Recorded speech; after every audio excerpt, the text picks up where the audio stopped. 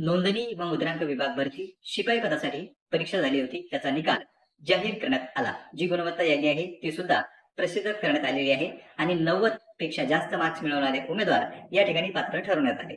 कोणाची निवड होणार आहे, त्यासोबतच कट ऑफ काय लागेल, विभागाने कोणता कट ऑफ प्रसिद्ध केला आणि रिझल्ट बाबत काय अपडेट आहे, ती संपूर्ण माहिती आपण या व्हिडिओत पाहणार आहोत. तुम्ही जर पहिल्यांदा आलेले असाल तर चॅनलला सबस्क्राईब करून घ्या. आपण जाऊया आपल्या आजच्या व्हिडिओकडे.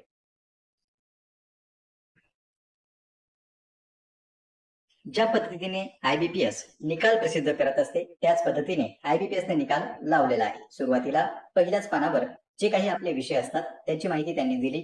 इंग्लिश, मराठी, जनरल नॉलेज आणि इंटेलेक्च्युअल टेस्ट म्हणजे सामान्य गणित बुद्धिमत्ता या संदर्भात या ठिकाणी त्यांनी आपले विषय जे आहेत ते सांगितलेले आहेत. प्रत्येक विषयाला 25 प्रश्न, त्याप्रमाणे प्रत्येक विषयाला 50 गुण आणि असे गुण 200 गुणांची आपली परीक्षा झाली होती.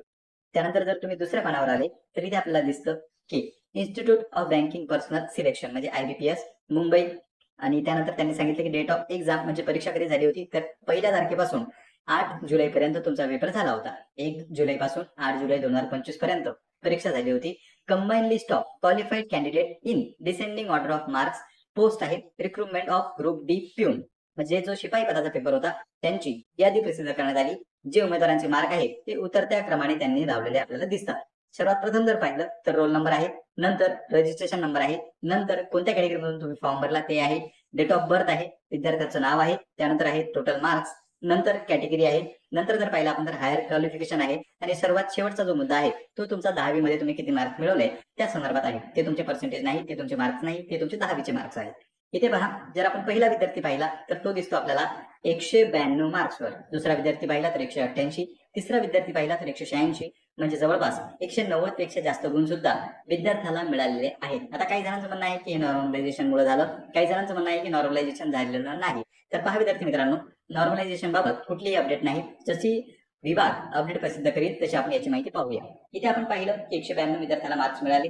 जवळपास जे काही 90 पेक्षा जास्त उमेदवार आहेत त्यांची नावे या लिस्टमध्ये त्यांनी प्रसिद्ध केलेली आपल्याला दिसते.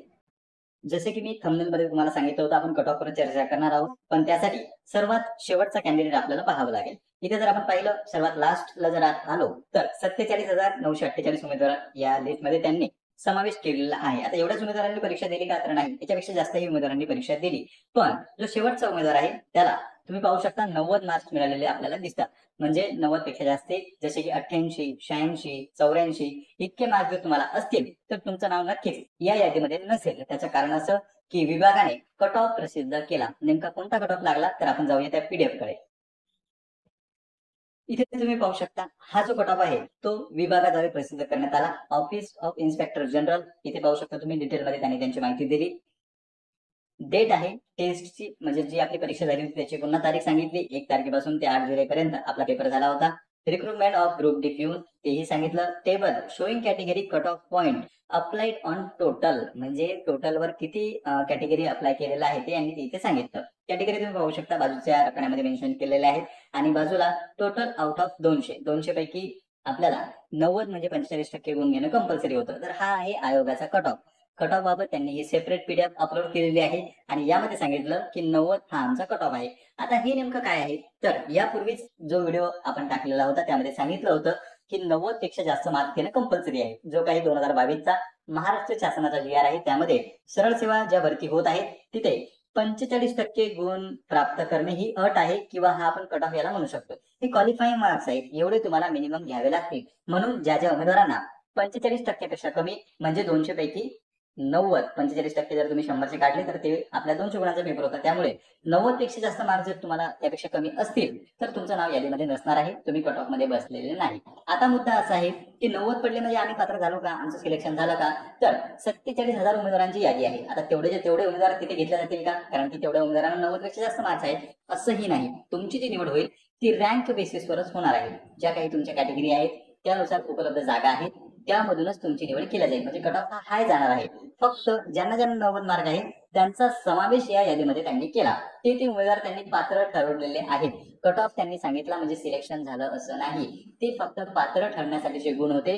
जर तुम्हाला 90 असतील तर तुमचं नाव यादीमध्ये आहे, पण जर तुम्हाला 90 असतील तर तुमचं सिलेक्शन होईल असं नाही.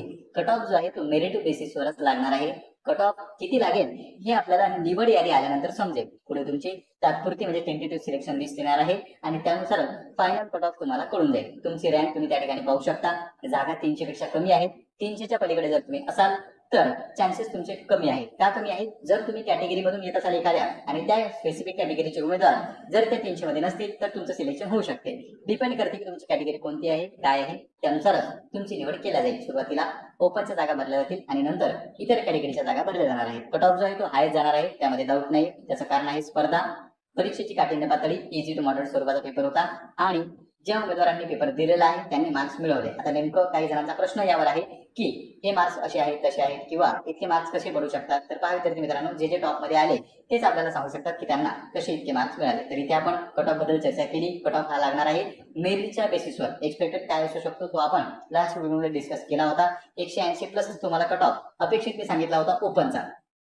कॅटेगरी बद्दल आपण बोलत नाही आहोत, कारण की काही कॅटेगरीचे जे उमेदवार असतील, जर उमेदवारांची लिस्ट कमी असली तर नक्कीच त्याचा कट ऑफ हा कमी जाऊ शकतो. पण एक्झॅक्ट कट ऑफ आपण सांगू शकत नाही. तुम्हाला किती मार्क्स आहेत ते तुम्हाला आता कळालेलं आहे.